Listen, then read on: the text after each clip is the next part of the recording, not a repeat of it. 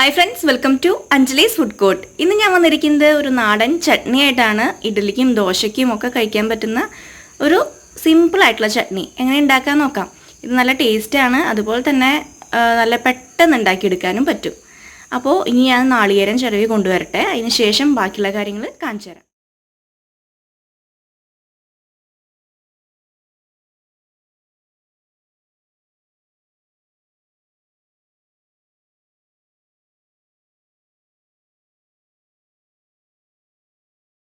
ഇപ്പോൾ നാളികേരമൊക്കെ ചിരവി കൊണ്ടുവന്നിട്ടുണ്ട്. പിന്നെ അതിലേക്ക് ചേർത്ത് കൊടുക്കുന്നത് 2 കുഞ്ഞുള്ളി. അത് ചെറുതായ കാരണം, വലുതാണെങ്കിൽ ഒറ്റ ഒരു അല്ലി മതി. പിന്നെ വേണ്ടത് ഒരു വലിയ പച്ചമുളക്, കാന്താരി മുളക് ഉണ്ടെങ്കിൽ അതൊരു 2 3 ചേർക്കുക.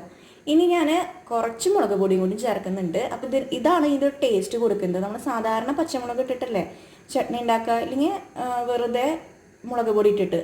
അതല്ലാണ്ട് ഇത് രണ്ടും കൂടി മിക്സ് ചെയ്തിട്ട് നോക്കുകയാണെങ്കിൽ നല്ല ടേസ്റ്റാണ്. ഒന്ന് ട്രൈ ചെയ്ത് നോക്കുക കേട്ടോ. ഇനി 1 ടീസ്പൂൺ മുളക് പൊടി ചേർത്ത് കൊടുക്കുക. മിക്സിയുടെ ജാർ എടുക്കുക, അതിലേക്ക് ഇതെല്ലാം ഇട്ട് കൊടുക്കുക. അപ്പോൾ നമ്മളുടെ വീട്ടിൽ സാധാരണ ചട്നി ഉണ്ടാക്കുമ്പോൾ രണ്ടും മിക്സ് ചെയ്തിട്ട് ചിലവർ മാത്രമേ ഉണ്ടാക്കുള്ളൂ. അപ്പോൾ അറിയാത്തവർക്കായിട്ടാണ് ഇത് ഷെയർ ചെയ്ത് തരുന്നത്. അപ്പോൾ എല്ലാവരും ഇതൊന്ന് ട്രൈ ചെയ്ത് നോക്കിയിട്ട് അഭിപ്രായമൊക്കെ പറയാം കേട്ടോ. അപ്പോൾ ആരും അങ്ങനെ കമൻറ്റ് ചെയ്തിട്ട് നന്നായിരുന്നു ഒന്നും പറയാറില്ല. ആദ്യമൊക്കെ വിസ്മ ചേച്ചി, അതുപോലെ തന്നെ ശ്രീഹരി ചേട്ടനൊക്കെ നന്നായിട്ട് സപ്പോർട്ട് ചെയ്യാറുണ്ട്. ഇപ്പോൾ സപ്പോർട്ടൊക്കെ കുറഞ്ഞു. അധികം വേണ്ട, 1 ടീസ്പൂൺ തന്നെ മതി. പിന്നെ അഞ്ജു ചേച്ചി, ലത ചേച്ചി, വിജിമോൾ ചേച്ചി എല്ലാവരും നല്ല കട്ട സപ്പോർട്ടിരുന്ന് തന്നിരുന്നവരാ. ഇപ്പോൾ ആരും കാണാനില്ല, തിരക്കാവൂ അല്ലേ, സാരില്ല. ഇനി അതുപോലെ തന്നെ ആവശ്യത്തിന് ഉപ്പ് ചേർത്ത് കൊടുക്കുക. കുറച്ച് വെള്ളമൊക്കെ ഒഴിച്ചിട്ട് നന്നായിട്ട് അരച്ചെടുക്കാം നമുക്ക്.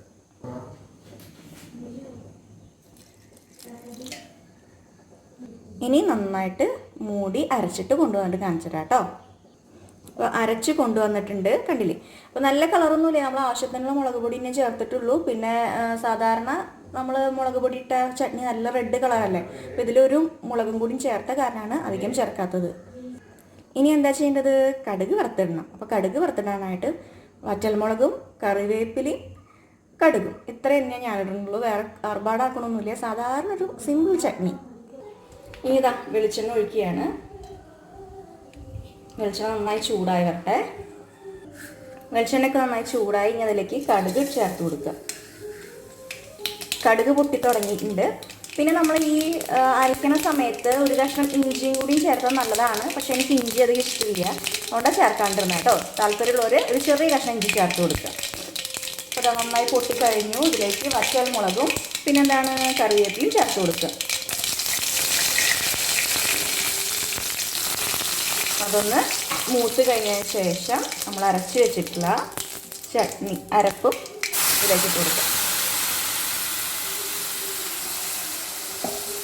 ഇനി അധികം തിളപ്പിക്കൊന്നും വേണ്ട, ഒന്ന് ചൂടായി വന്നാൽ മതി. അപ്പോൾ നമ്മളുടെ ചട്നി ഇവിടെ റെഡിയായി കഴിഞ്ഞു. ഇനി ഒന്ന് ജസ്റ്റ് ഒന്ന് ഇളക്കി കൊടുക്കുക. എന്നിട്ട് ദോശയുടെ കൂടെയോ ഇഡ്ഡലിയുടെ കൂടെയോ ചപ്പാത്തിയുടെ കൂടെയോ ഒക്കെ കഴിക്കാം. അപ്പോൾ ഇന്നത്തെ റെസിപ്പി ഇഷ്ടമാണെന്ന് വിചാരിക്കുന്നു. എല്ലാവരും സപ്പോർട്ട് ചെയ്യുക. അപ്പോൾ ഇന്ന് നമ്മളുടെ ചട്നി എല്ലാവർക്കും ഇഷ്ടമായി.